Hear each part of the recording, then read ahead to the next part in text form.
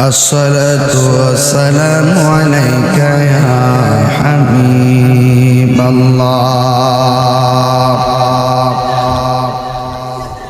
الصلاة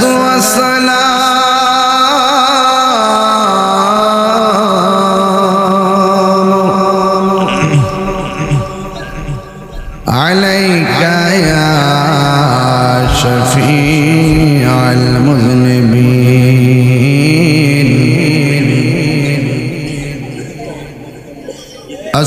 الصلاة والسلام عليك يا رحمة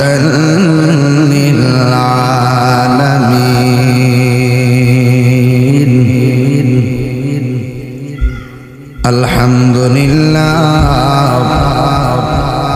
الحمد لله رب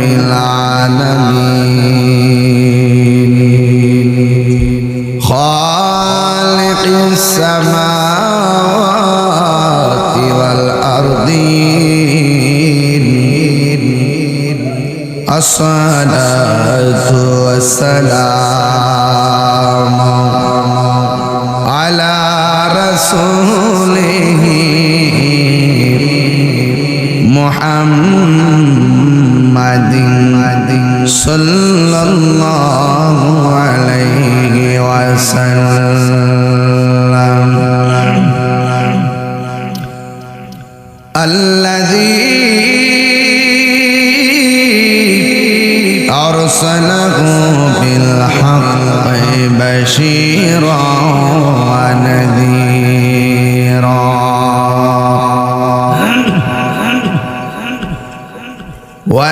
وداعيا إلى الله بإذنه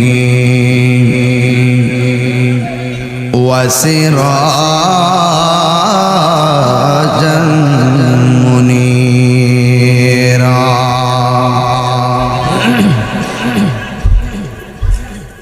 সকলে মহব্বতে আমার সাথে পড়ুন আউযু বিল্লাহি মিনাশ শাইতানির রাজীম বিসমিল্লাহির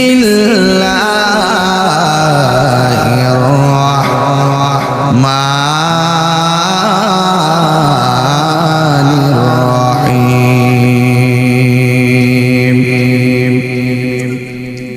ইয়া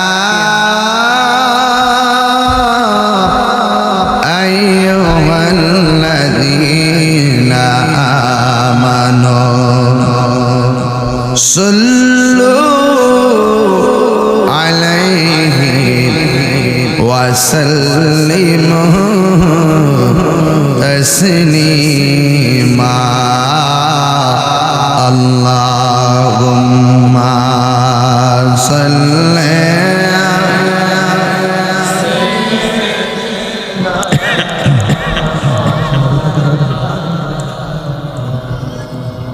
وعلى آل سيدنا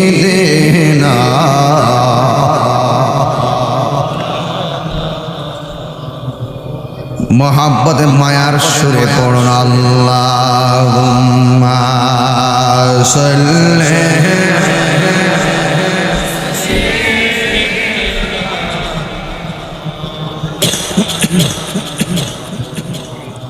وعلى آل سيدنا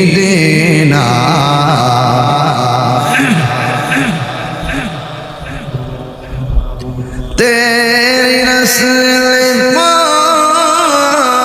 पाक में है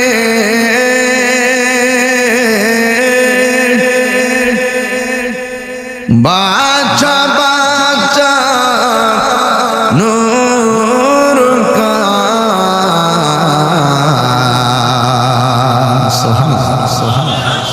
तू है आईनी नूर तेरा सब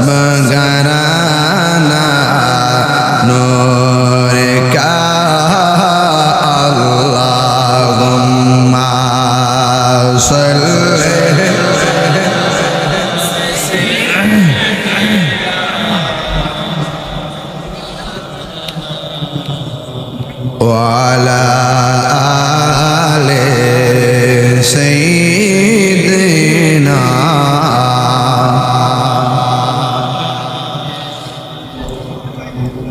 मन मरे कादरे दिला मरे कादरे जेते सोनार मदीना बोले ना मन मरे कादरे प्राणा मरे कादरे जेते सोनार मदीना जेते सोनार मदीना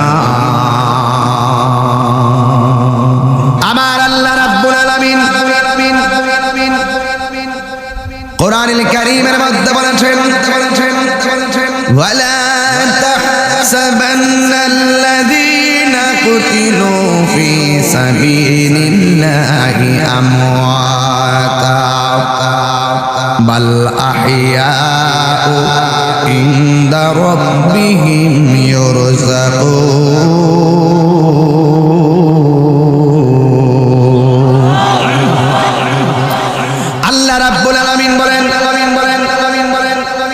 ওয়ালা তাহসাবান তোমরা ধারণা করিও না আল্লাযীনা যারা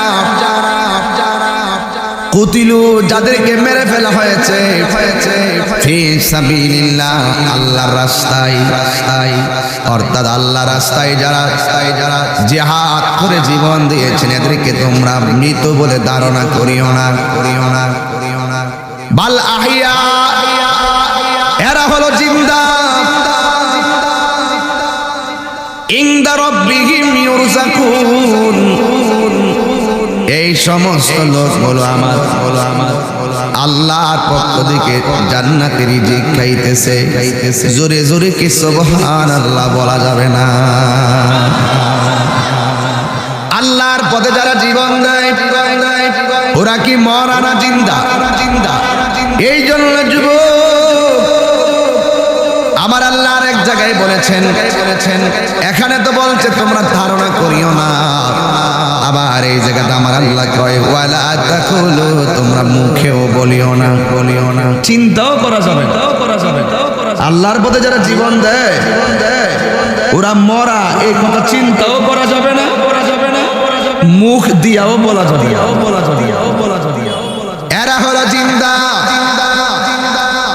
আল্লাহকে প্রশ্ন করি আল্লাহ কুল্লু নাফসিন যায়িকাতুল মউত সব প্রাণী হলো মরণশীল মরে গেলে তো আমরা মরাই বলি আর এখানে বলতেছো তোমার পথে যারা জীবন দিবে এদেরকে মৃত বলা যাবে না আল্লাহ বুঝলাম না ব্যাপারটা আপনি বললেন সব মৃত আবার এখানে বলতেছেন মৃত বলে ধারণাও করা যাবে না মৃত বলে মুখ দিয়েও বলা যাবে না আল্লাহ এই আয়াতের শেষ অংশে বলে দিয়েছেন ওয়ালাকিন লা তাশউরুন এই মরাটাই যে কেমনে জিন্দা এটা বোঝার মতন মেমোরি আমি আল্লাহ পৃথিবীর কাউকে দান করি নাই জানি একমাত্র আমি আল্লাহ জোরে বলেন না সুবহানাল্লাহ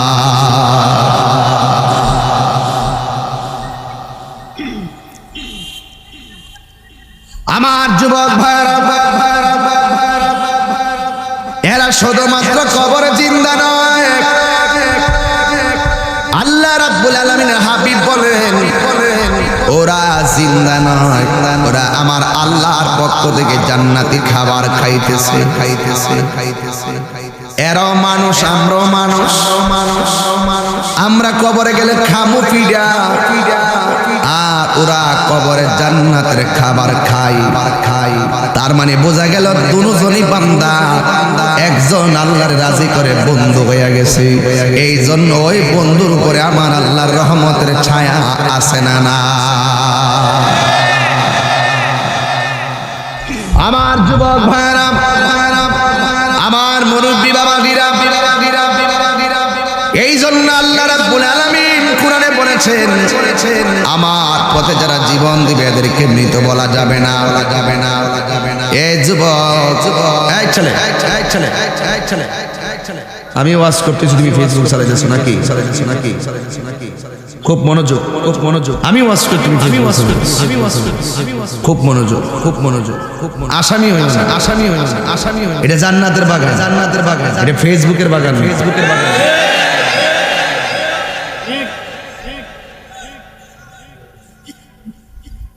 আমি ওয়াজ করি ফেসবুক,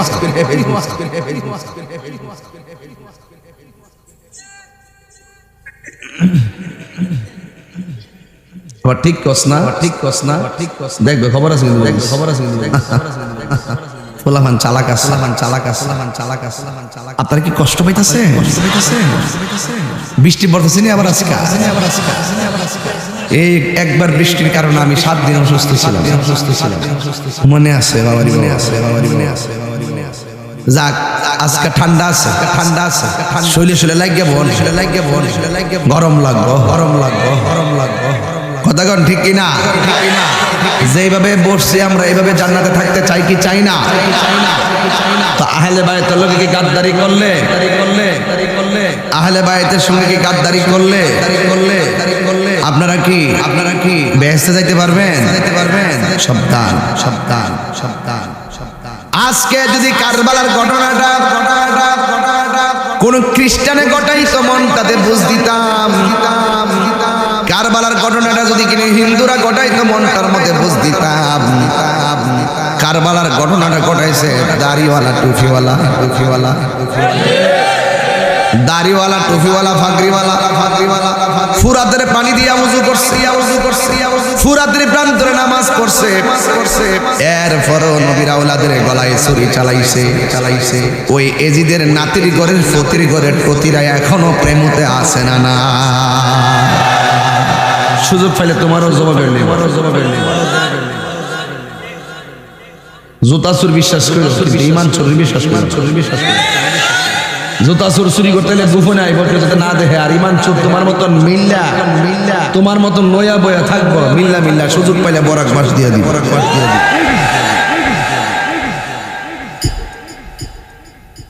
জাআল হক ওয়া সাহাকাল বাতিল ইন্নাল বাতিলা কানা সাহুকা। সত্য সমাগত মিথ্যা দূরীভূত। অনেকে বলে নবীর আওলাদ ইমাম হুসাইন যুদ্ধ করার জন্য কুফায় গিয়েছে। আমি বলবো মিথ্যা কথা। তিনি যুদ্ধ করার জন্য যায় নাই। ওনার কাছে 40,000 চিঠি পাঠাইছে। ইবনে জিয়াদের গোষ্ঠীরা 40,000 চিঠি পাঠায় বলছে, হুসাইন আসুন, আমরা অসংখ্য লোক আপনার কাছে বায়াতে রাসূল গ্রহণ করব। আর আপনি যদি না আসেন, আমরা যদি আপনার কাছে মুরিদ না হইয়া মারা যায়, আল্লাহর দরবারে আপনার বিরুদ্ধে আমরা নালিশ করব। এমন ভাষার চিঠি দিয়া ইমাম হুসাইনের কে ওখানে নিয়ে গেছে। দেখা গেল ইয়া হুসাইন বলে ওখানে নিয়ে গেল। কিন্তু ইমাম হুসাইনের জন্য তারা পানি বন্ধ করে দিয়েছে। কার লাগে রে পানি বন্ধ করছিস তোরা? যেই নবীর সৃষ্টি না হইলে পানি হইতো না, ওই নবীর নাতির জন্য পানি বন্ধ করে দিয়েছে। কি জবাব দিবেন হাসরের ময়দানে? আমরা যখন এই ওয়াজ করি, আমরা বলি কিচ্ছা কই, কাহিনী কই। যেই মৌলবীগুলো এগুলা কথা কয়, এই মৌলবীগুলোরে বুলেট মারলো কারবালার ওয়াজ মধ্যে বাইতো না। কিরে এরার তো অধিকাংশ ইয়েজিদের জন্য মায়া কান্না। কথা বলেন ঠিক কিনা? এজিদের নামে মসজিদ বানায়। এই বেত্তেমিজগুলো দেখবেন, বলবে আমার মতন বলবে এজিদের কোনো দোষ নাই, এজিদের কোনো দোষ নাই, এজিদকে কিছু বলা যাবে না। এত মায়া কান্না, এর দোষ নাই। এজি আমার নবীর নাতি ইমামে হুসাইন ওই কুফা নগরীতে যাওয়ার জন্য চিঠি পাঠাইছে গভর্নর। ইমাম হুসাইন বললেন, হে মুরব্বীরা, কি মাহবুব এই মাহফিল যে করছো মুরব্বির লোকে পরামর্শ করছো নি করছে এটা সুন্নাত এটা কি ইমাম হুসাইন রাদিয়াল্লাহু তাআলা আনহু মুরব্বিদেরকে নিয়ে পরামর্শ বসে গেলেন, ডাক দিয়ে বলতেছেন, ইয়া মুরব্বিরা, আমার কাছে কুফা নগরী থেকে চিঠি আসছে, আপনারা কি বলেন? আরে বাপটা যদি মূর্খ হয়, বাপের ব্রেইনের মতন তোমার ব্রেইন হবে না। বাপটা মারা যাওয়ার পরে দেখবা একটা সিদ্ধান্ত নিতে গেলে 100 বার চিন্তা করণ লাগে, এরপরে 100 ভুল হয়। কিন্তু বাপটা জীবিত থাকতে সিদ্ধান্ত নিতে চিন্তা করা লাগে নাই। বাবাই যেই সিদ্ধান্তটা করেছে এই সিদ্ধান্তটাই বলবৎ এখনো আছে। কথা বলেন ঠিক কিনা? এই জন্য বলা হয়েছে বাড়ির পাশে গাছ আছে, গাছটা যদি বড় হয় তোমরা ফল না দিলে গাছটারে কাইটো না। যদিও গাছটা ফল না দেয় তোমার ছায়া দিবে। তোমার বাবা যদি বয়স হয়ে যায় রুজি করে খাওয়াইতে পারে না, তাই বলে বাবারে ধমক দিও না, কারণ বাপটা যদি রুজি করে খাওয়াইতে না পারে তোমার জন্য 2টা হাত তুলে বাবা দোয়া করো। ইমামে হুসাইন শিখাইয়া দিয়া গেলেন মুরব্বিদেরকে সম্মান করো। আমার নবী বলছে ওয়ালামি ওয়াকির কাবীরানা ফালাইসা মিন্না, যে বড়কে সম্মান করে না সে আমার দলের অন্তর্ভুক্ত না। এই জন্য ইমাম হুসাইন মুরব্বিদেরকে বললেন, মুরব্বিরা দেখেন চিঠি পাঠাইছে, আপনারা যা বলবেন তাই হবে। মুরব্বিরা বলল, হুসাইন এদের হাতের লেখা বড় সুন্দর, তলোয়ারের ব্যবহার বেশি ভালো না। এরা মুনাফিক, এই মুনাফিক গ্রামে আছে না না? দেখবেন কি সুন্দর করে কথা কয়। মুনাফিকদের ভাষা অনেক সুন্দর। এমন চিঠি লেখছে, মুরব্বিরা বলছেন, ও হুসাইন কুফাবাসীর হাতের লেখা বড় সুন্দর, কিন্তু তাদের তলোয়ারের ব্যবহার ভালো না। মানে হলো তারা যদিও সুন্দর ভাষায় চিঠি লিখতেছে, মূলত এরা ম্যাক্সিমাম হলো মুনাফিক। এরপর ইমাম মুসলিম আলাইহিস সালাম এবার ইমাম হুসাইন সিদ্ধান্ত নিল, তাহলে কি করা যায়? আমি যাওয়ার আগে একটা প্রতিনিধি দল কুফার মধ্যে পাঠাবো। কে আসো যাবে? ইমাম মুসলিম ডাক দিয়া কই, আবু সাইন আমি যাব। আমি গিয়ে আগে অবস্থা দেখবো, তারপরে আমি দাওয়াত যেতে পারি কি পারি না জানাবো। ইমাম মুসলিম যখন তিনি দাঁড়ায় গেছে, যেই মাত্র রওয়ানা দিয়ে দিছে, ওনার 2টা সন্তান, একজনের নাম হলো মুহাম্মদ আর একজনের নাম হলো ইব্রাহিম। এই 2টা ছেলে ডাক দিয়া বলে, বাবা ও বাবা গো, আপনি একলা যাবেন? আমরাও 2 ভাই যাইতে মন চাইতেছে, আমরাও আপনার সঙ্গে যাব। ইমাম মুসলিম তার 2 সন্তান নিয়ে চলে গেল। এই কথাটা এখান থেকে ধরার মূল উদ্দেশ্য, এই তরুণ প্রজন্মের কিশোর বয়সের পোলাপানগুলা ঘটনা জানে না। একটু বয়স যাদের রয়েছে তারা ঘটনাগুলা জানেন। এই কিশোর বয়সের পোলাপানগুলারে কারবালার চেতনার পটভূমি জানাতে হবে, কারণ কারবালার পটভূমি, কারবালার সূত্রপাত ঘটনা যারা জানবে, এদেরকে এজিদি মুসলমানরা ঈমান হারা করতে পারবেন না।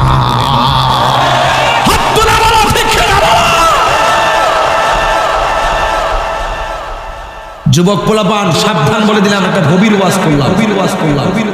এই কারবালার চেতনা যে অন্তরে থাকবে সে কখনো বাতিলের সঙ্গে আপোষ করবে না। সে হয়তো নামাজ পড়ো, রোজা রাখো, হজ করো, যাকাত দাও, যাই করো না কেন, কপালে দাগ খোলাই দাও, তাকে টুকা দিবেন। তুমি বান্দাতুল মানোনি, সে যদি বলে না। তুমি আহলে বাইত মানোনি, সে যদি বলে না। তুমি কি মানো? তুমি কারবালার তোমার ইমাম হুসাইন, ইমাম হাসান, মাওলা আলী, মা ফাতেমা, আহলে বাইতকে তুমি মানো, সে যদি বলে যে না কারবালা কি বুঝি না, তাইলে আপনি তাকে বলবেন আমি তোকে চিনি না।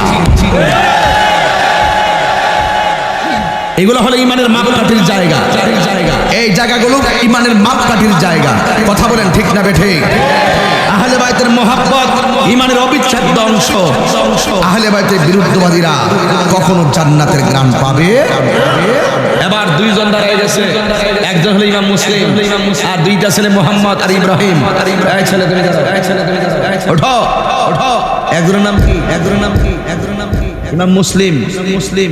আরেকজনের নাম মুহাম্মদ আরেকজনের নাম ইব্রাহিম।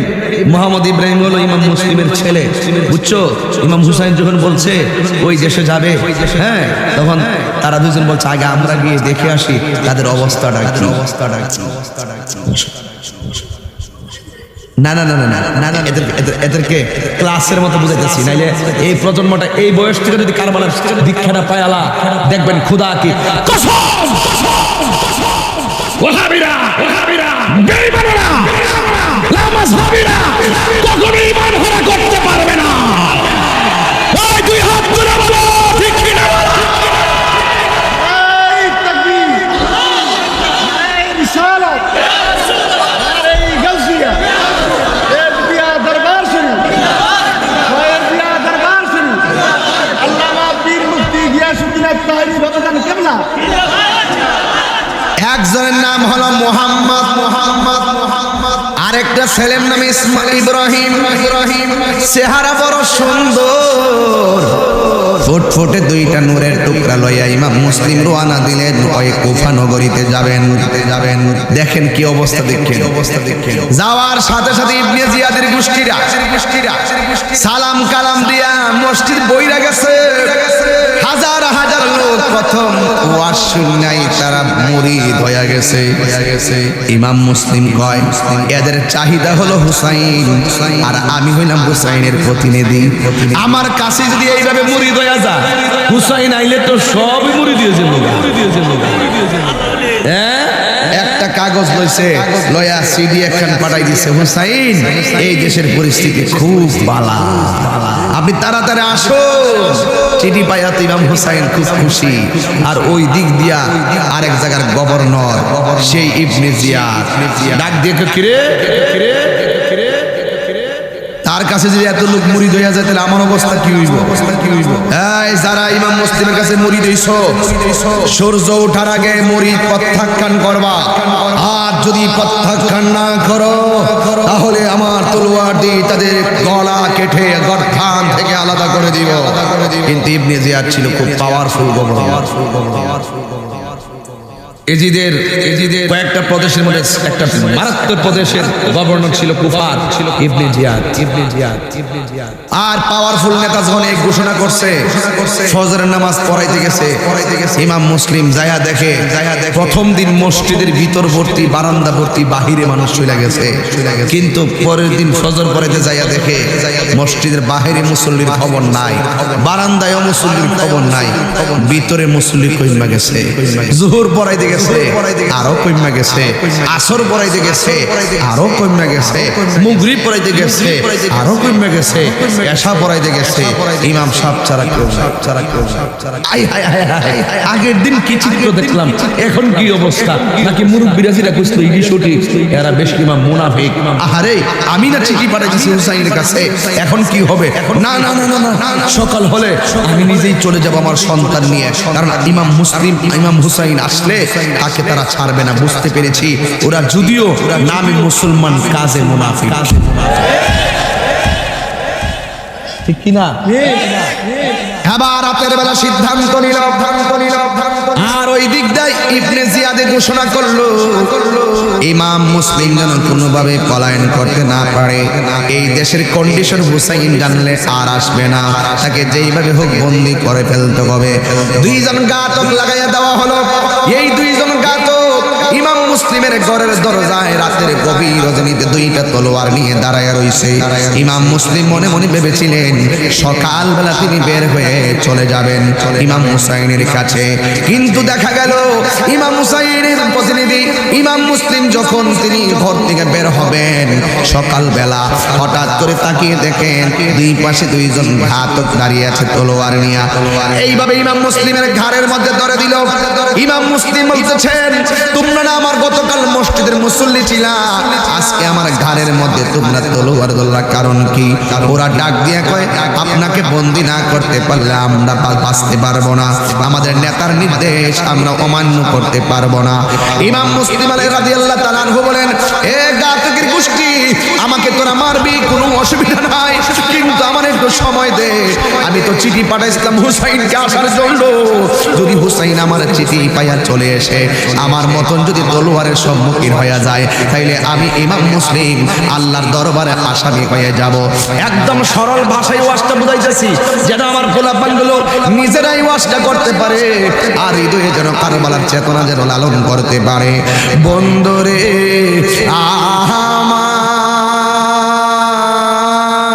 আমার ও প্রেম বাবারা, এবার ইমাম মুসলিম ডাক দিয়ে কে আমার একটু সুযোগ দাও। এবার ওই ঘাতকের গোষ্ঠী কয়, না না না, তোমার সুযোগ দিলে তুমি গেলে আর আসবা না, আমাদের গভর্নরের মনের আশাও পূরণ হবে না, তুমি কোনোভাবে যাইতে পারবে না। ইমাম মুসলিম বলছে, আমি কথা দিলাম হুসাইনকে বলে আমি আবার রিপিট আসবো। কয় না না, তুমি গেলে আসবে না। এবার ইমাম মুসলিমের গলার মধ্যে ছুরিটা ধরলো, ধরার পরে ইমাম মুসলিম বলে, খবরদার, আমাকে ছেড়ে দাও। ওরা ধাক্কা মেরে ফেলে দিল। ইমাম মুসলিমের গলার মধ্যে ছুরিটা যখন চালাইতে গেল, বেশি জোরাজুরি করবা শেষ করে বালামু। ইমাম মুসলিম আর বুঝতে বাকি নাই, ওরা মেরে ফেলবে। যখন শোয়া দিয়ে গলায় ছুরিটা চালাইয়া দিবে, তখন তিনি কাজ করলেন, আমার একটু সময় দাও, আমি 2 রাকাত নামাজ আদায় করব, 2 রাকাত নামাজ পড়ব। ইমাম মুসলিম রাদিয়াল্লাহু তাআলা আনহু 2 রাকাত নামাজ পড়লো। ও আমার যুবকের দল, 2 রাকাত নামাজ পড়া ইমাম মুসলিম কি করলেন জানেননি? এবার ডাক দিয়া বলে, আমার একটু কালিমাটা পড়ার সুযোগ দাও। আমার ইমাম মুসলিম কালিমাটা পড়লেন। আর বিয়াদবের দলেরা ইমাম মুসলিমের গলার মধ্যে ছুরি চালাইয়া দুনিয়া থেকে বিদায় করে দিল।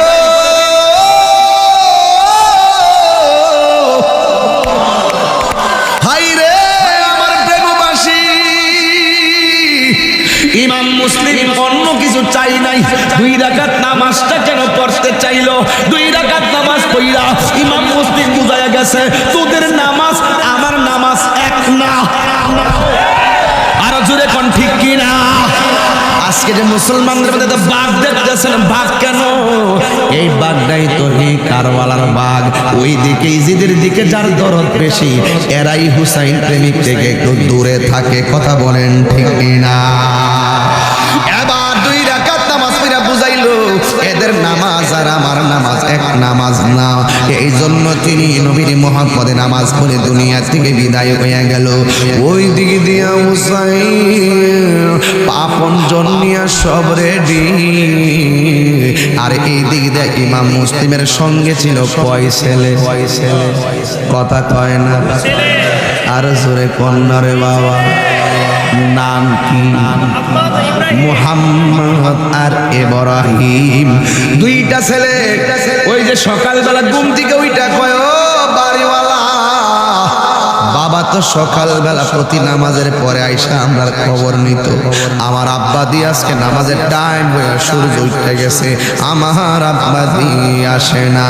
বাড়িওয়ালা ডাক দিয়া গো, মুহাম্মদ আসবে না রে, আসবে না, তোমার বাবারে ওরা মাইরা ফেলাইছে।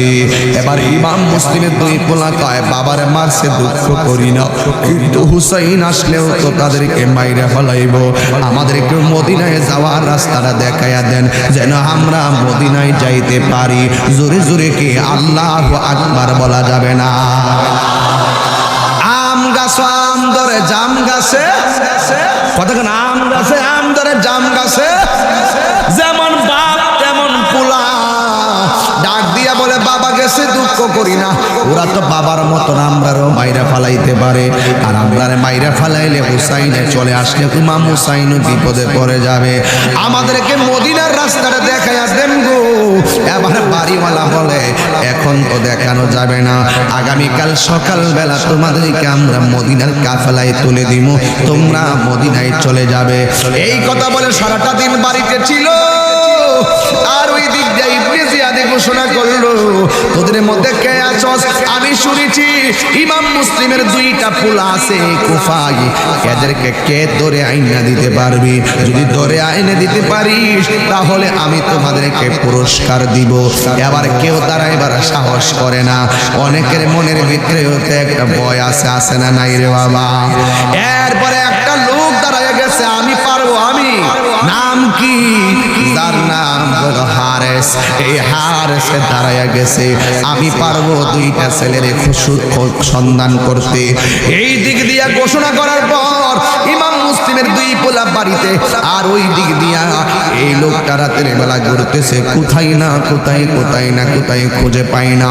ইন দি মিন টাইমে পরের দিন সকালবেলা ওই বাড়ির মালিক এই দুইজনকে মদিনার কাফেলা ধরাইয়া দিছে, আর তারা কাফেলার সঙ্গে যাইতেছে, পায়ের মধ্যে ঠসা পড়ে গেছে, আর হাঁটতে পারে না। কাফেলা তাদেরকে রেখে অনেক দূরে চলে গেছে, উটের কাফেলা। আগে তো মানুষ উট লইয়া লইয়া মরুভূমিতে যাইতো, 100 মাইল দূরে তারা যাইতো। ওই যখন কাফেলা রওনা দিল, এই দুইটা ছেলে কাফেলা হারায় ফেলছে, আর সামনে যাইতে পারে না।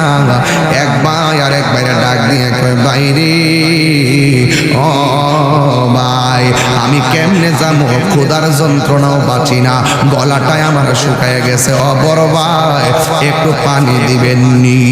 বড় ভাই কয়, আমার বাবা দুনিয়ার দিকে চলে গেছে, আমার ছোট ভাই আমার কাছে আমানত। ঠিক আছে বাইরে, আমি পানি দিতেছি। হঠাৎ করে দেখতেছে একটা মহিলা কুয়া থেকে পানি তুলতেছে। এই কূপের কাছে গেল, কুয়ার চতুর্কোণায় যে দাঁড়াইয়া রইছে। একটা মহিলা বালতি নিচে ছাইরা নিচের দিকে যখন তাকাইছে, দুইটা ভাই আস্তে আস্তে মাথাটা তুইলা কুয়ার পানির দিকে তাকাইছি। এবার মহিলাটা গিয়ে কয়, আমি যখন কুয়ার নিচে বালতিটা ফেললাম, আমি তাকাইয়া দেখলাম কুয়ার পানির ভিতরে দুইটা নূরের টুকরা জাদু মনের চেহারা দেখা যায়। কোথায় থেকে এই চেহারা? হঠাৎ করে তিনি দেখলেন দুইটা ছেলে কবুতরের বাচ্চার মতো কান্না কাঁপাকাঁপি করতেছে। এবার ডাক দিয়া বলে, তোমরা কেডা গো? নাম কইলে যদি ধরা খায়া যায়, নামটাও সেদিন তারা বলে নাই। ডাক দিয়া বলে, আমাদেরকে আপনার চিনবেন না, আমরা কইলাম মদিনার গোলাম। মদিনার গোলামি আমায় দে ও মুর্শিদ মোরে, মদিনার গোলামি আমায় দে। সাউন্ডটা তুই যাদের মাইকের সাউন্ডটা, মদিনার গোলামি আমায় দে ও মুর্শিদ মোরে, মদিনার গোলামি আমায় দে। টাকা চাই না, পয়সা চাই না, হীরা মানিক মুক্তা চাই না গো। বলেন না, টাকা চাই না, পয়সা চাই না, হীরা মানিক মুক্তা চাই না। ভাঙ্গা কপাল, ভাঙ্গা কপাল, ভাঙ্গা কপাল জোড়া লাগাই দে ও মুর্শিদ মোরে, মদিনার গোলামি আমায় দে, মদিনার গোলামি আমায় দে ও মুর্শিদ মোরে, মদিনার গোলামি, মদিনার গোলামি আমায় দে হে ও মুর্শিদ মোরে, মদিনার গোলামি আমায় দে। তোমরা কে গো? তোমরা কে? আমরা মদিনার গোলাম, আমরা মদিনায় যাব। রাস্তাটা বাতায়া দেন, একটু পানি দেন, গলাটা ভিজাই। এবার দুইজন পানি পান করে ক্লান্তি হইয়া কুয়ার পাশে বসে গেছে। এবার ওই মহিলাটা ডাক দিয়ে, বালকের দলের লোকেরা, তোমরা এখন মদিনায় যাইতে পারবা না, রাস্তা বুইল্লা যাইবা। তখন তো আর এক রোড ছিল না, আঁকা বাঁকা পাহাড়ি এলাকা ছিল, চেনা বড় কঠিন ছিল, কোনো লোকেশন ছিল না, টাওয়ার ছিল না, কোনো গাছগাছালি ছিল না, সাইনবোর্ড ছিল না, চাইলেই এত দূরে যাওয়া যেত না। ইন দি মিন টাইমে অনেক দূর, ও যুবক, ইন দি মিন টাইমে ওই মহিলাটা ডাক দিয়ে গো বাবু দলেরা, মদিনার মেহমানেরা, আমি একটা কথা বলি তোমরা শুনবানি। কই কি? কই আমার কথা হলো, আমি একটা বাড়িতে কাজ করি, তুমি বাড়ির মধ্যে থাকবা, ওই বাড়ির মধ্যে থাকলে সকালবেলা আমি কাফেলা দরাইয়া দিব। এবার ওই মহিলাটা এই দুইজনকে বাড়িতে নিয়ে গেছে, ওই বাড়িতে যাওয়ার পরে তারে সুন্দর করে হাত পা ধোয়াইয়া খাওয়াইয়া ঘরের কোনার মধ্যে শোয়াইয়া দিল। যেই মাত্র শোয়াইয়া দিল, দুইজনের পায়ের তলার মধ্যে ঠসা ভরপুর, রাতের বেলা ঘুম আসে না, যেই কোনো ব্যথা রাতের বেলা একটু বেড়ে যায়। এই দুইটা ভাই, একটা বাইরে আরেকটা ভাই কবুতরের জোড়ার মতন দইরা কাঁপতে কাঁপতে কাঁপতে কাঁপতে ঘুমাইয়া গেল। আল্লাহর লীলা খেলা বোঝা যায় না।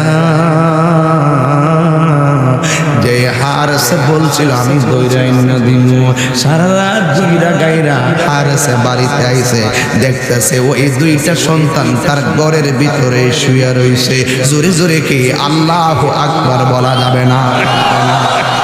দুইটা ভাই ঘুমায়া রইছে, আর এই দিক দিয়ে হারেস বলতেছে স্ত্রীকে ডাক দিয়ে, শোনো আজকে দারুণ একটা অফার পেয়েছি, এই অফারটা যদি বাস্তবায়ন করতে পারি তাইলে আমাদের আর খেটে খাওয়া লাগবে না, বান্দিগিরি করা লাগবে না, কাজ করে খাওয়া লাগবে না।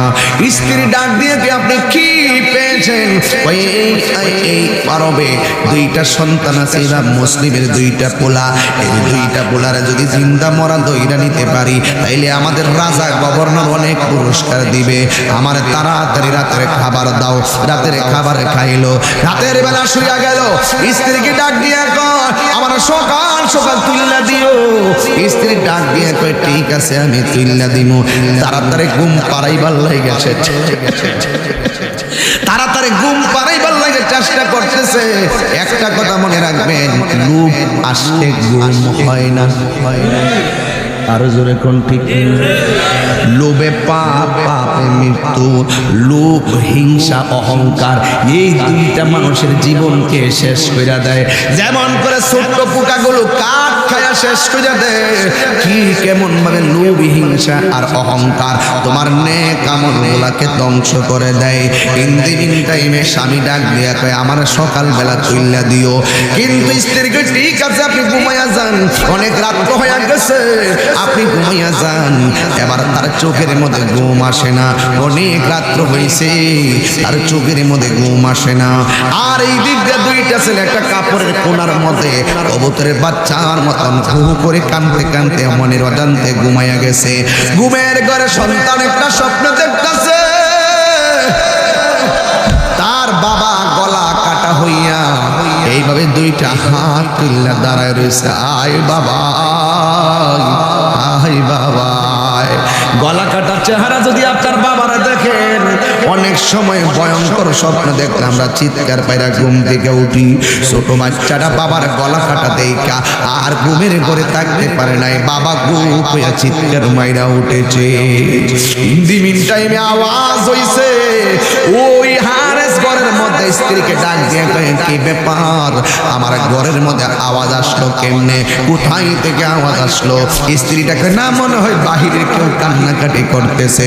সুরের মন, কথা কন, সুরের মন পুলিশ পুলিশ আইতাছে, দৌড়ে লাইতাছে এই দিক দিয়ে ওই দিক দিয়া। কিন্তু হারেছে লাভ মাইরা শোয়া থেকে দাঁড়াইলো, দাঁড়াইয়া তখন তিনি বাহিরে যাইয়া দেখেন শেষ রজনীতে কোনো মানুষ নাই, কোনো বাচ্চা কাচ্চার আওয়াজ নাই। ঘরের মধ্যে আইসা কয় আমি তো বাহিরে আওয়াজ পাইতাছি না, মনে হয় যেন আওয়াজটা ঘরের মধ্যে হয়েছে। আর এই দিক দিয়ে বড় ভাই ছোট বই মুখটার মধ্যে এমন ভাবে চাপ দিয়ে ধরে রাখছে, আর ছোট ভাইটা একেবারে কবুতরের গলা কাটা বাচ্চার মতন কান কাঁপতেছে।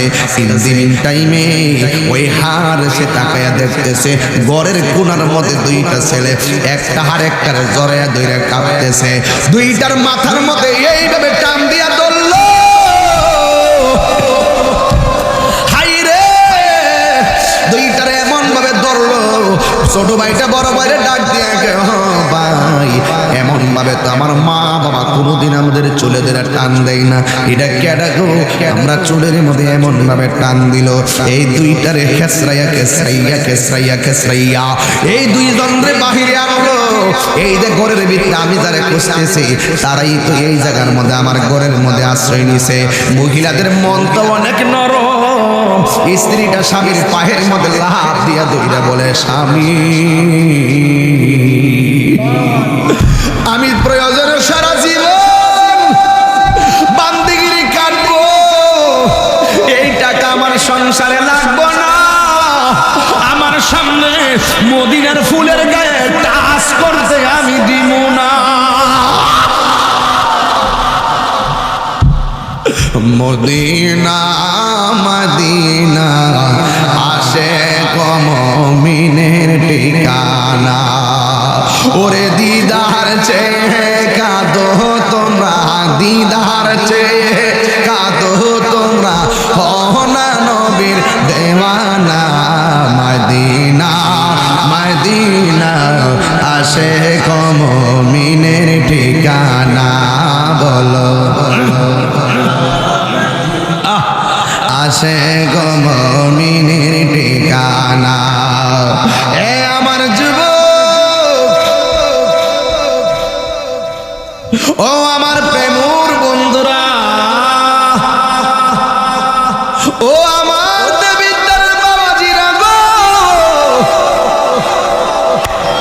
এবার স্ত্রী লাভ মাইনা স্বামীর পায়ের মধ্যে ধরল, স্ত্রীকে লাথি মেরে ফেলে দিল। আপনারা জবান বলেন, লোভের মধ্যে পড়লে হিতাহিত জ্ঞান কি থাকে নাকি হারায়া যায়? হারায়া যায়, হারায়া যায়। দুইটা ছেলের এমন ভাবে ধরলো, আর ওই দিক দিয়ে ইমাম হুসাইন কাফেলা হয়ে আসতেছে। দেখেন ঘটনাটা কত কঠিন। আর এই দিক দিয়ে ইমাম মুসলিম দুনিয়াতে নাই, দুইটা ছেলে আবারও হারেসের কাছে বন্দী হয়ে গেল। এই দুইটা ছেলে ডাক দিয়ে কি ব্যাপার, আপনি আমাদের চোখের মধ্যে এমন ভাবে বাতলে, এমন ভাবে গলার মধ্যে চুলের মধ্যে টান দিয়া ধরলেন কেন? আমরা কি অন্যায় করেছি? ভাই কোনো অন্যায় না, তোমাদেরকে ধরে নিয়ে যাবো রাজ দরবারে। দুইটা ছেলে ডাক দিয়েছে, আপনি আমরা নিয়ে যাবেন, কোনো অসুবিধা নাই, কিন্তু আমরা একটু মদিনায় যাবার সুযোগ দিয়া দেন। মনে হয় যেন আমার বাবার চিঠি পাইয়া হুসাইনের চলে আসতেছে, আমরা যাইয়া হুসাইনকে না করবো যেন এখানে না আসে। আমরা কথা দিলাম, আমরা দুই ভাই ইচ্ছায় আইসা আপনাদের তলোয়ারের নিচে আমাদের গর্দানটা বিছাইয়া দিব, আমাদেরকে একটু সময় দেন, আমরা হুসাইনের কাছে চলে যাই। কিন্তু লোভে পড়লে মানুষ কোনো বাধা মানে না। দেখবেন রাস্তায় ডাকাত ধরলে আপনি যতই ভালো কথা কর না কেন, হঠাৎ করে আপনার গায়ের মধ্যে দাও দিয়া কোদাল দিয়া কূপ মারে। কেউ কোনোভাবে লোভে পড়লে হিতাহিত জ্ঞান থাকে না। এই জন্য ওই দুইটা ছেলে ডাক দিয়ে ছেড়ে দেন। এবার দুইজনে ধাক্কা বইরা ফালাইয়া বেশি বাড়াবাড়ি করবি তোকে কিন্তু জবাই করে ফেলামো। এবার ইমাম মুসলিমের দুই পোলা, একজনের নাম হলো ইমাম মুহাম্মদ আর একজনের নাম হলো ইমাম ইব্রাহিম, বাবার মতো ডাক দিয়ে ও আল্লাহর বান্দা, তুমি বুঝতে পেরেছি আমাকে মদিনায় যাওয়ার জন্য দিবে না, মনে হয় তুমি আমার বাবার মতো মাইরাই ফালাইবা, কিন্তু আমরা রে 2 রাকাত নামাজ পড়ার সুযোগ দাও। এবার এই দুইটা ছেলে বাপের মতন 2 রাকাত নামাজ ঠিকই পড়ছে। কইরা ডাক দিয়ে কয়, তোমরা তো আমাদের কোনো কথাই মানলা না, এখন একটু সময় দাও না, আমরা হুসাইনের কাছে যাই। ওই দিক দিয়ে ইমাম হুসাইন অর্ধেক রাস্তা চলে এসেছে। ইমাম মুসলিমের একটা কন্যা ছিল হুসাইনের কাফেলায়। একটু পরে পরে ইমাম মুসলিমের কন্যার মাথায় পানি ঢেলে দিচ্ছেন ইমাম হুসাইন, আর বারবার মস্ক দিকে পানি পান করাইতেছে। ইমাম মুসলিমের মেয়েটা ডাক দিয়ে কয়, এ হুসাইন, ও হুসাইন, আপনি তো আমার আমারে কোনোদিন এমনভাবে আদর করেন নাই, এমনভাবে মাথায় পানি দেন নাই, এমনভাবে পানি পান করান নাই। আজকে এমনভাবে আপনি আমারে পানি পান করাইতেছেন, কারণটা কি? ওরা কি আমার বাবারে মাইরা ফালাইছে নাকি গো? এত আদর কেন আপনারা করতেছেন? আপনারা জবান খুলে বলেন, ইমাম হুসাইন বেলায়েতের পাওয়ারে সব জানার ক্ষমতা আছে না না?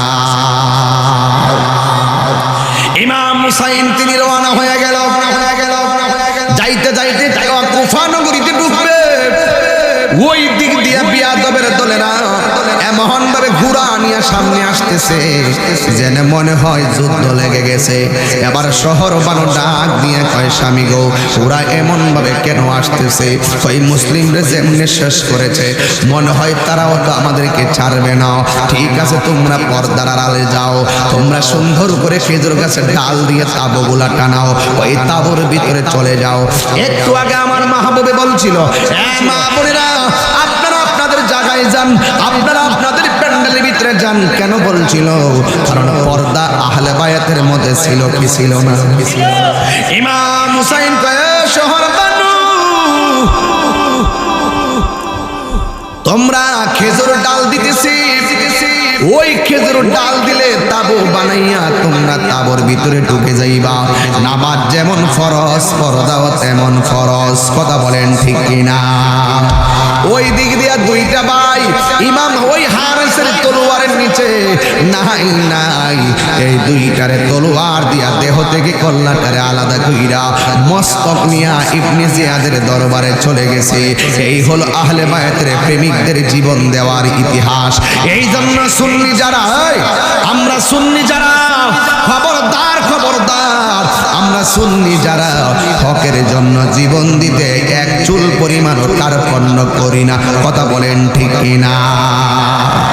এই জন্য আমার যুবক, আমি প্রায় মাহফিলে বলে থাকি, নবীর প্রেমিকেরা দিশাহারা মরণের ভয় করে না, প্রেম তো মরে না। দুইটা হাত তুললে খুশি হইতাম রে বাবা, দুইটা হাত তুলেন না ইনশাল্লাহ, একটু কর না। নবীর প্রেমিকেরা দিশাহারা মরণের ভয় করে না, প্রেম তো মরে না। প্রেম করেছে আয়ুব নবী, তার প্রেমে রহিমা বিবি গো, তার প্রেমে রহিমা বিবি গো। ওরে 18 সাল কি রাখাইল তব প্রেম তো মরে না, প্রেম তো মরে না। বলেন না, নবীর প্রেমিকেরা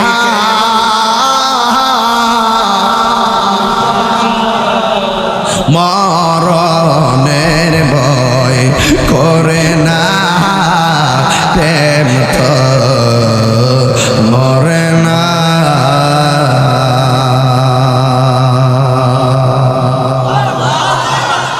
আকাশে কান্দে, বাতাসে কান্দে, কান্দে দরিয়ার পানি। দুই পুত্র হারায়া কান্দে ফাতেমা জননী রে, হায়রে আমার সোনার চন্দ্রমণি। আল্লাহ বলে, ও জিবরাইল, ও জিবরাইল, যাও না রে চলিয়া, 70,000 ফেরেশতা নামাও জানাজার লাগিয়া রে, হায়রে আমার সোনার চন্দ্রমণি। ও যুবক,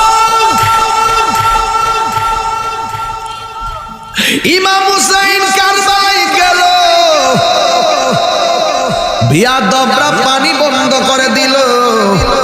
এই মুহূর্তে যদি জানতাম হুসাইনের জন্য পানি বন্ধ করছে, আমরা প্রেমবাসী জায়গা তুমি বেচ্চা আসমান দিয়া বিমান দিয়া উইরা গিয়া ইমাম হুসাইন পরিবারে পানি দিয়ে দিতাম। কথা বলেন, কথা বলেন, কথা বলেন, কথা বলেন, কথা বলেন, ঠিক না?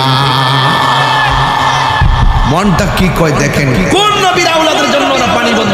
যদি খ্রিস্টানরা পানিটা বন্ধ করতো মনটা বুঝ দিলাম, মুসলমান হইয়া দাড়ি টুপি লেখা নবীর আওলাদের জন্য তারা পানিটা বন্ধ করছে। এই ঘটনা কি ভোলা যায়? এই মুসলমান, এই ঘটনা কি ভোলা যায়?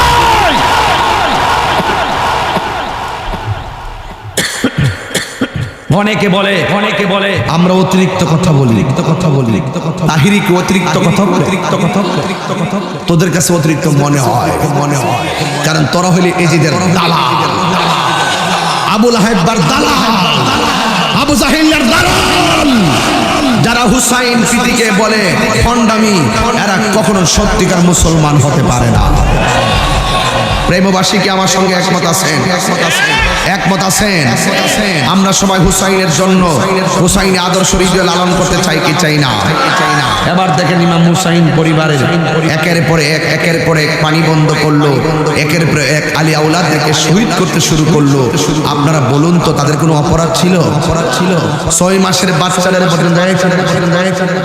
দাঁড়াও, মাহবুবের সঙ্গে আমার বিরোধ থাকলে হবে, এই বাচ্চার কি দোষ আছে? এটা তো মনে হয় 6 বছর হবে, 5-6 বছর হবে, কিন্তু 7 বছর হতে পারে, হ্যাঁ 6 বছর, হ্যাঁ 6-7 এমনই তো আমার যেহেতু আর পর বয়সটা বুঝে আর কি বাচ্চার কত বছর হইতে পারে এটা আইডিয়া করতে পারি। 6 মাসের বাচ্চা, 6 বছর না 6 মাসের বাচ্চা, এই পেলে গেছে এইভাবে যাই বলছে সুরাতবাসীরা আমার এই বাচ্চাটা লেগে একটু পানি দাও। ওরা উপর থেকে খবরদার পানি দিবি না, তীর মেরা দে। একটা তীর মারছে, বাচ্চাটার কলিজা ছিদ্র হয়ে গেছে। যেই বাচ্চাটা তাকাইতে পারতো না পানির জন্য, মুখ লড়াইতে পারতো না ক্লান্ত হওয়ার কারণে, সেই বাচ্চাটা তীরবিদ্ধ হওয়ার পরে বাপের দিকে এমনি চায়া বুঝাইতেছে বাবা আর পানি লাগবে না, আমি আল্লাহ হাউজে কাউসারের পানি পান করে ফেলাইছি। বাচ্চাটারে নিয়ে শহর বানুর কাছে গেল। স্বামী দেখছেন আমার ছেলে পানি পান করে কেমনে ঘুমিয়ে গেছে। ইমাম হুসাইন বলেন শহর বানু এমন পানি পান করছে জীবনে তোমার কাছে আর পানি চাইবো না। এমন পানি পান করে ঘুমাইছে জীবনে কোনোদিন এই ঘুম থেকে উঠে তোমাকে মা বলবে না। নাই শিশু আসগর নাই, এরপরে একের পরে আলী আকবর নাই, আলী আসগর নাই, একের পরে সব চলে যাচ্ছে।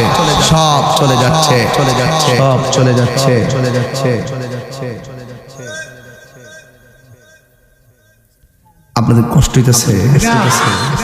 আমি কি আরেকটু সামনে যাবো?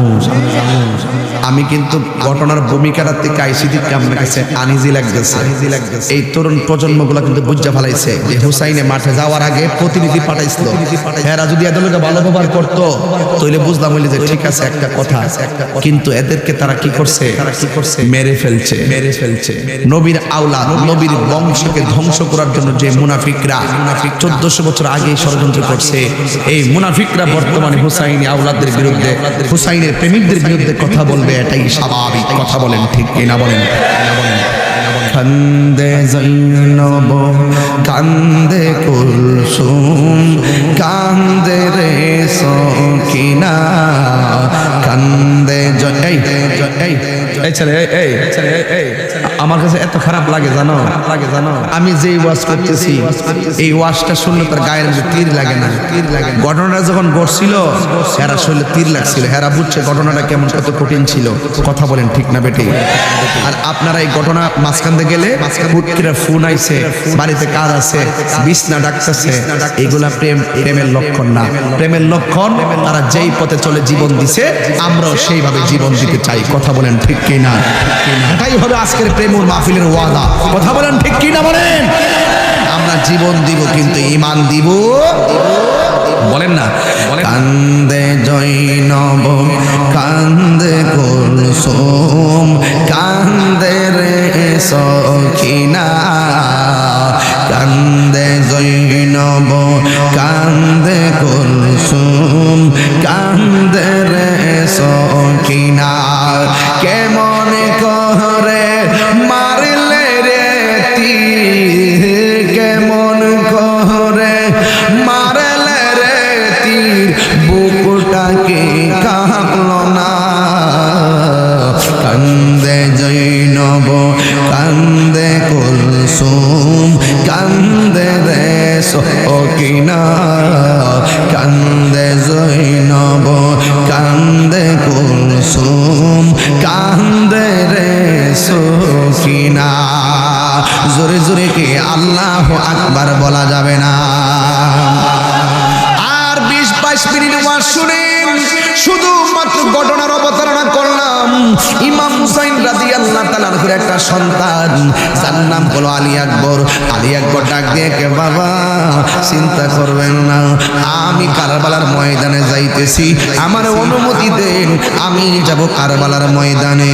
ইমাম হুসাইন ডাক দিয়ে, ও ফুত, সবাই গেল, আমি তোমারে দিব না, কারণ তোমার কণ্ঠটা শুনতে আমার নানার মতো মনে হয়। তুমি যদি চলে যাও তাহলে আমি কার কণ্ঠ শুই না আমার মনের জ্বালা নিবামো, তোমারে যাইতে দিতাম না। ইমাম হুসাইনের ছেলে ইমাম আলী আকবর রাদিয়াল্লাহু তাআলা আনহু বলেন, বাবা আপনার উপরে বিপদ, হক বাতিলের লড়াই শুরু হয়েছে। এই ময়দানে যদি আমি ময়দানে না যাইয়া ঘরের ভিতরে যদি আমি বসে থাকি, তাইলে আপনার নানা জান কি খুশি হবে? কয়ে না, তাইলে আপনি আমার বিদায় দেন না কেন? দেখছেন নি আমরা গায়ের মধ্যে তীর লাগবো, ডরে ঘর থেকে বাহির হয় না। আর হককে প্রতিষ্ঠার জন্য নিশ্চিত জীবন যাবে, যাই না ও তারা ঘরে রয় না, ওই ময়দানে তলোয়ার নিয়ে হাজির হয়ে যায়। ইমাম হুসাইন ডাক দিয়া কয়, আলী আকবর, ও আলী আকবর, ঠিক আছে তুমি তলোয়ার নিয়ে যাইবা, কিন্তু তুমি বারবার যাওয়ার পথে তুমি আমার ফিরা ফিরা বাবা কইয়া ডাক দিবা। তোমার সুরটা ডাইরেক্ট শুনতে আমার নানার মতো মনে হয়। ইমাম আলী আকবর যুদ্ধের ময়দানে গেল, এরা বিয়াদবরা চতুর্দিক দিয়ে আক্রমণ করে পারে না, কিন্তু চতুর্দিক দিয়ে আক্রমণ কইরা ইমাম মুসলিমের ইমাম আলী আকবরের গলার মধ্যে তারা আঘাত করলো। কণ্ঠটা তো নবীর মতো শোনা যায়, কেমন দুশ্মনের গোষ্ঠী, এই কণ্ঠ তারা রাখবে না। কত কষ্ট দিছে নবীর পরিবার রে। এই গলা দিয়া যখন তলোয়ারটা ঢুকাইয়া দিল, এবার ইমাম মুসলিমের ইমাম হুসাইনের ছেলে ইমাম আলী আকবর তিনি মনে মনে ভাবলেন, আমি না আমার বাবারে বাবা কইয়া ডাক দিলে বাবা শান্তি পায়, আমি শেষবারের মতন আমার বাবারে একটু বাবা কইয়া ডাক দিয়ে আসি। এই গলার মধ্যে ছিদ্রটা লইয়া বাড়ির মধ্যে আইসা ডাক দিয়ে কয়, বাবা ও বাবা গো, আমি এসেছি। ইমাম হুসাইন ডাক দিয়া বলে, বাবা রে, তুমি দিয়ে আমার একটু আগে কত সুন্দর করে ডাক গেছো, এখন দিয়ে আমারে ডাক দিলে অর্ধেক ডাক বাইরে যায়, তোমার কি হইছে? বাবা গো, আমার কোনো সমস্যা হয় নাই, তবে ওরা আমার গলাটারে ছিদ্র করে ফেলাইছে, আমি আপনারে মন মতো ডাক দিতাম পারতেছি না। ডাক দিয়ে কয়, বাবা আপনার কাছে আমি কিচ্ছু চাই না, আজকে একটা জিনিস চাই, আমারে দিবেননি, দিবেননি, দিবেননি। আমি একটা জিনিস চাই, আমারে দিবেননি। কয় কি বাবা চাও? কয় বাবা আমি যুদ্ধ করতে করতে বড় ক্লান্ত হয়ে গেছি, আমার কলিজাটা শুকাইয়া গেছে, দয়া করে আমার গলার মধ্যে একটু পানি দিয়া দেন না। এই মাত্র ইমাম হুসাইন কয়, হাই রে, আমি কেমন মা বাবা হইলাম, আমার পোলা আমার কাছে পানি চায়, কিন্তু আমি পানি দিতে পারতেছি না, মস্কের ভিতরে পানি নাই, ওই ফুরাতের পানি আছে কিন্তু পানি আনার কোনো সুযোগ নাই, আমি কেমনে আমার জাদুমণিরে আমি পানি দিব? আমার বাবা, আমি কেমন বাবা হইলাম, আমার পোলা আমার কাছে পানি চাই। এই পৃথিবীর মধ্যে দুইটা জিনিসের বাধা দিতে নাই, একটা হলো তোমার বাবা, একটা হলো রাস্তা, আর একটা হলো পানি। এই দুইটা জিনিসের বাধা দিতে নাই। আজকে আমার সামনে পানি আছে, আমার জাদুমণি পানি চাই, আমি পানি দিতে পারি না।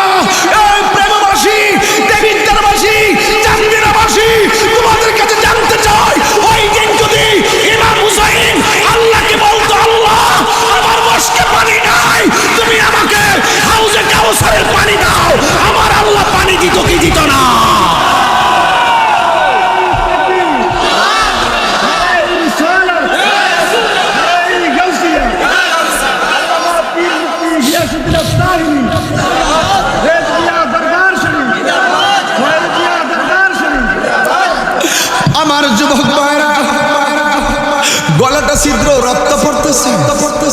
আরে পানি পান করব, গলা দিয়া তো পানি বাইরিয়া যাইব, কিন্তু পানি নাই।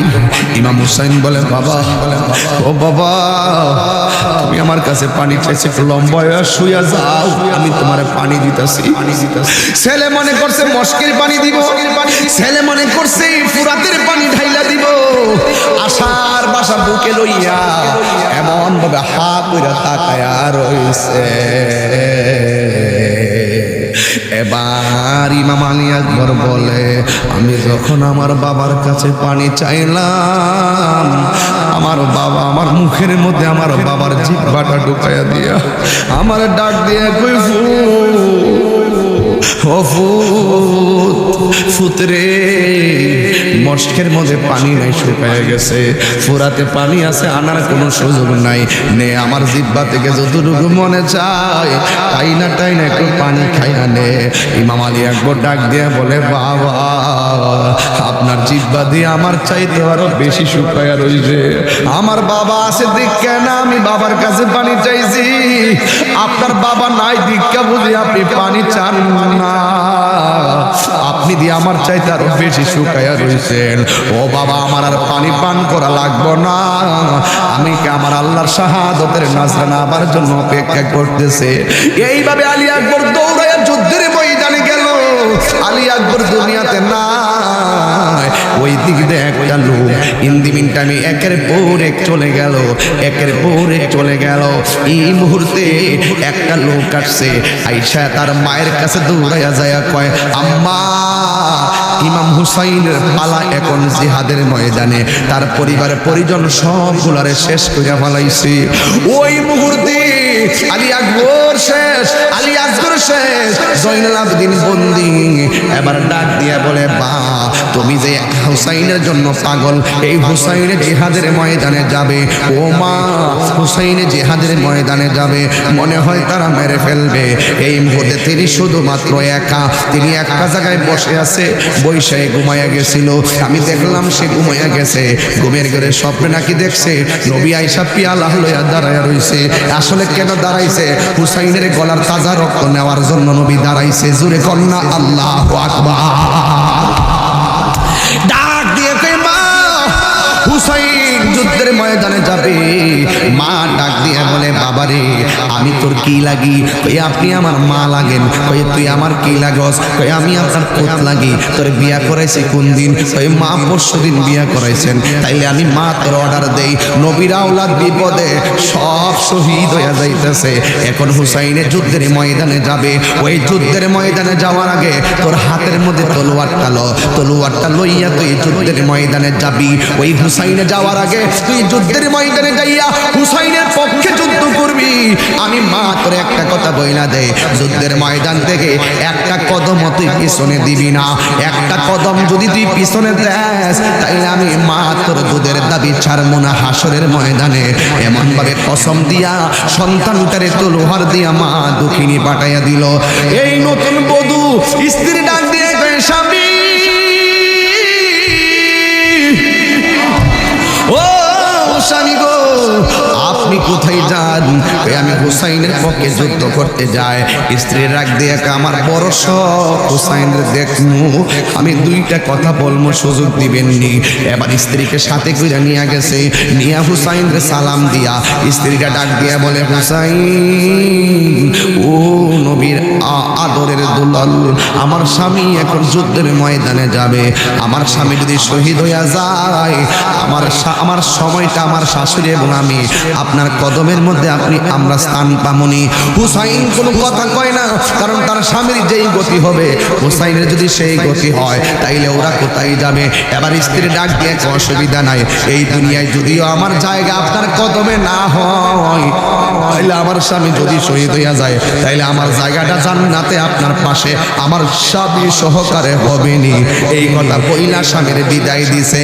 হে আমার যুবক, ইমাম হুসাইনের পক্ষে যুদ্ধ করার জন্য হযরতে ওহাব কালবি চলে গেল যুদ্ধের ময়দানে। এবার যাইয়া এমন ভাবে যুদ্ধ শুরু করলেন, কিন্তু তাকে কোনোভাবেই পরাজিত করতে পারে না। একটা বিয়াদব সবাই লইয়া একটা মানুষের দিকে যদি 100 জনের ধাওয়া করে কোনোভাবেই পারা সম্ভব না। এবার সবাই মিলে দাওয়া করছে। ইমাম হযরতে ওয়াহাব কালবি তখন যুদ্ধের ময়দান থেকে একটা কদম পিছনে দিতে চেষ্টা করছিল ডরে, কিন্তু হঠাৎ করে মায়ের কসমের কথা মনে হয়ে গেছে। মা না আমারে কইছে একটা কদমও পিছনে দিতে পারবি না, যদি মৃত্যুর ডরে শত্রুর ডরে একটা কদম পিছনে দেস তাইলে আমি মা তোর দুধের দাবি ছাড়বো না। এখন আমি পিছনে যাব কেমনে, কারণ মায়ের কসমটা বড় মারাত্মক ছিল। মায়ের এক দাঁড় দুধের দাম কাটিয়া গায়ের চাম, এক দাঁড় দুধের দাম, এক দাঁড় দুধের দাম কাটিয়া গায়ের চাম, পাপস বানাইল ঋণ সুদ হবে না, এ মন্ধুর দ্বীপ হবে আর হবে না আমার মা গো। বলেন না, এ মন্ধুর দ্বীপ হবে কেউ হবে না আমার মা গো।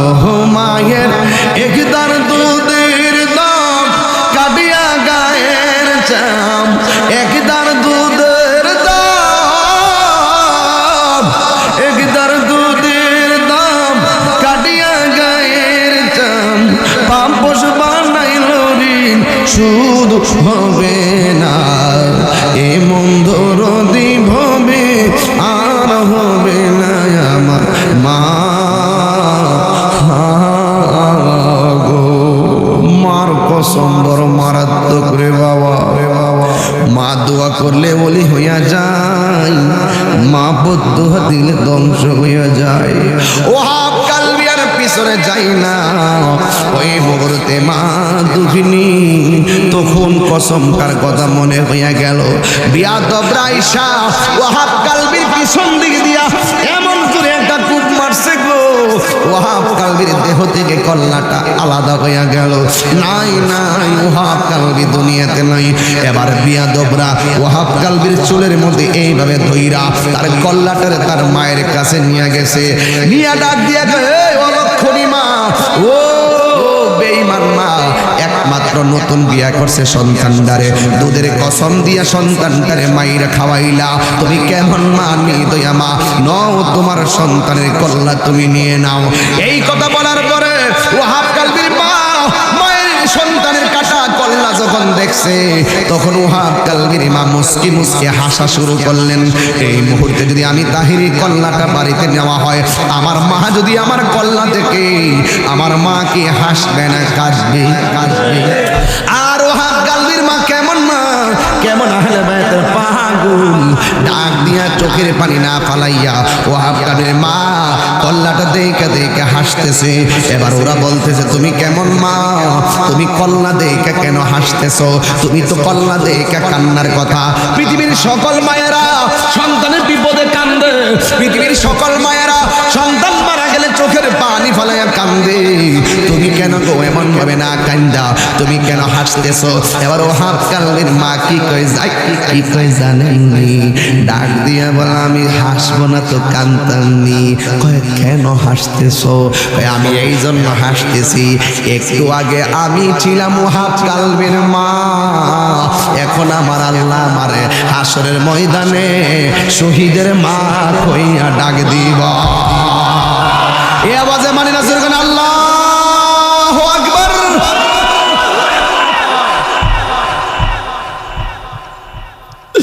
ডাক দিয়া কয় একটু আগে আমি ছিলাম ওয়াহাব কালবির আম্মা, আল্লাহ আমার হাসরের ময়দানে এখন আমার শহীদের মা কইয়া ডাক দিব। এরপরে বিয়াদবরা কোনোভাবে না পাইরা কল্লাটারে তার মায়ের কাছে দিয়া গেল। ডাক দিয়া কয়, ওয়াহাব কালবির মা, এখন তোমার সন্তানটারে কবর দিয়া স্মৃতিশোধ বানায় রাখো, অন্তত পক্ষে মনের জ্বালা নিবাইতে পারবা। কল্লাটা যেই মাত্র হাতে নিছে এইভাবে ঢিল মাইরা কল্লাটারে ফালাইয়া দিছে। এই কল্লা মিলি মুকিল নেইগা, কই তুমি কবর বানাইয়া রাখো, স্মৃতিশোধ বানাইয়া রাখো, তাইলে তোমার সন্তানের কবর দেখা তুমি কিছু জ্বালা নিবাইতে পারবা। মা কল্লাটারে ঢিল মাইরা ফালাইলো। ওরা ডাক দিয়া কয়, কি ব্যাপার তুমি তোমার সন্তানের কল্যাণটা নির্দয়ার মতো কেমনে তুমি দিল মাইরা ফালাইয়া দিলাও। এবারও হাফ কালবির মা ডাক দিয়ে কয়, আমি কল্লা ফালাইতাম না কিনলে গা, আমি তো আমার পোলাডারে আল্লাহর রাস্তায় দান করে দিলাম। দান করা জিনিস ফেরত দেওয়া যায় যে না। আরে এইগুলা কেমন পাগল রে, কেমন আসে, দেখ দেখ শিক্ষা যাও। গোটা কারবালাটা ইমানি চেতনার নাম। এই জন্য ইমাম হুসাইন শেষ বেলায় জৈনবরে ডাক দিয়ে কয়, এ জৈনব, আমার সকিনারে দিকটা রাখো, আমার জৈনাল রে পাইলে সান্ত্বনা দিও, কিন্তু আমার সালামটা নবী রোজাই মদিনায় পৌঁছে। আমার কেউ নাই রে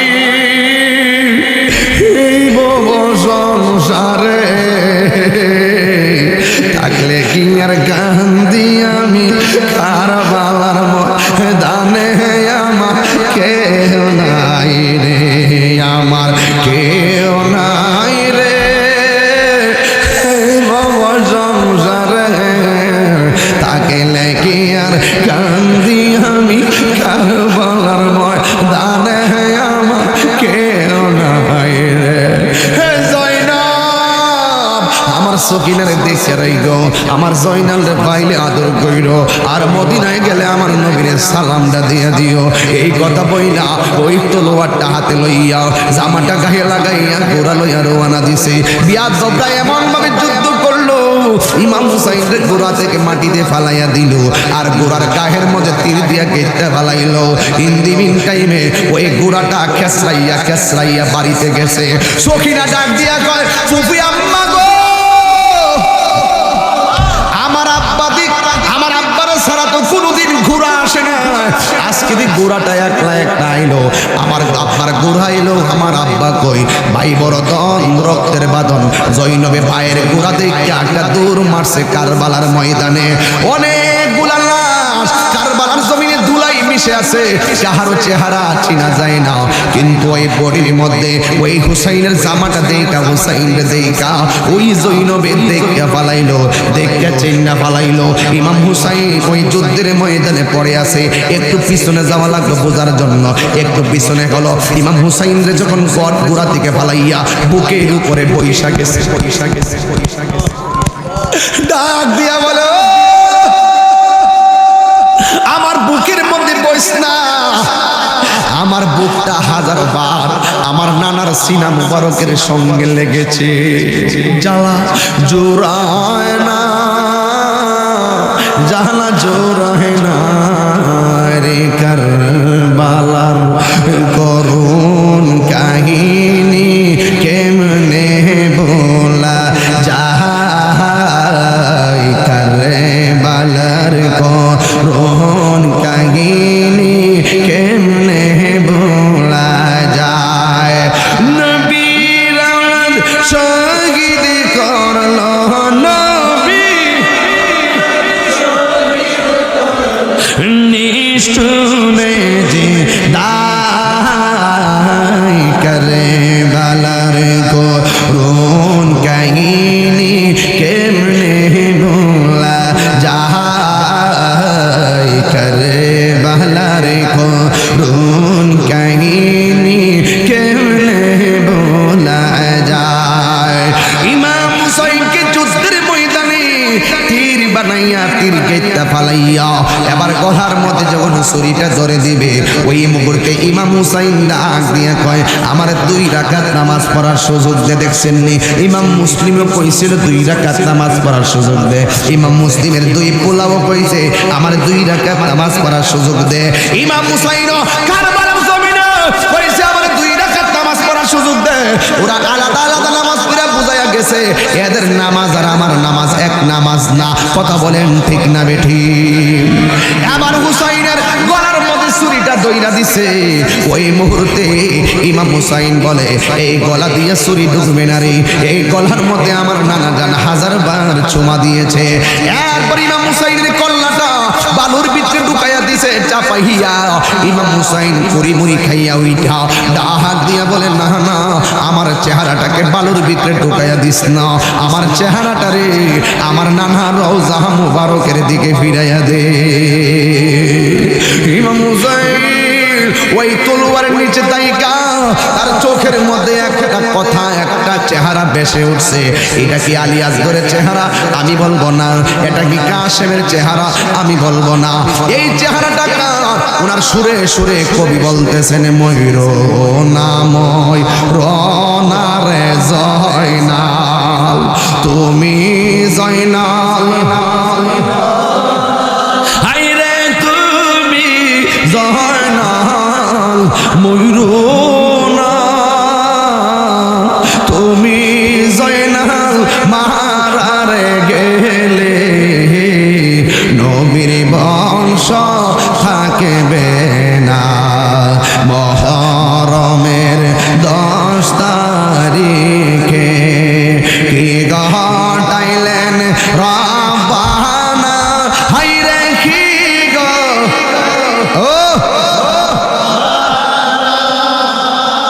কলিজাম ফাটিয়া যায় গো,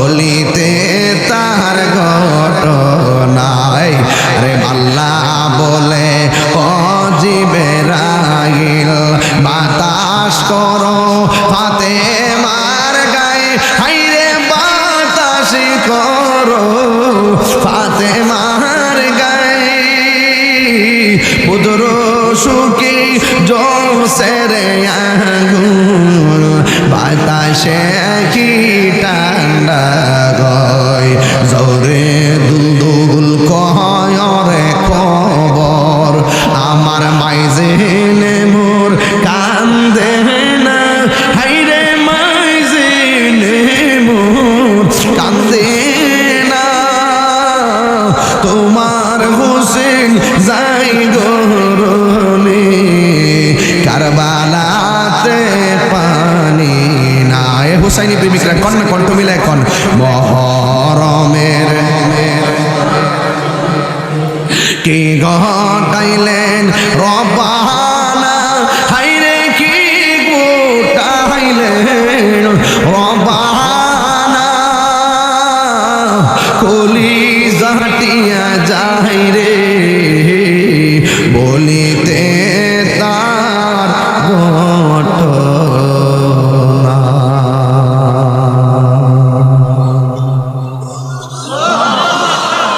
আমরা কি হুসাইনি মুসলমান না? যদি মুসলমান, ইমাম হুসাইন কি পদের জন্য ক্ষমতার জন্য জীবন দিছে নাকি হকের জন্য? আরো জোরে কিসের জন্য? হকের জন্য জীবন দিছে। আমরাও জীবন দিতে চাই কি চাই না? প্রয়োজনের রক্ত দিব, জীবন দিব, কিন্তু হুসাইন প্রেম হৃদয়ে লালন করবই করব। কথা বলেন ঠিক কিনা? জীবন দিব কিন্তু ঈমান দিব, বাতিলের সাথে কখনো আপোষ করব। কারবালার ময়দান থেকে শিক্ষা হলো দুইটা, অন্যায়ের কাছে মাথা নত করব। আরেকটা শিক্ষা হলো তিনি কারবালার ময়দানে অসংখ্য তীরের আঘাত নিয়েও তিনি নামাজ পড়েছিলেন। এই নামাজকে কায়েম করতে হবে।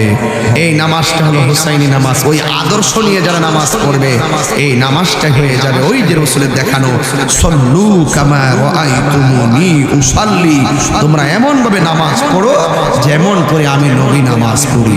জোরে বলেন না সুবহানাল্লাহ।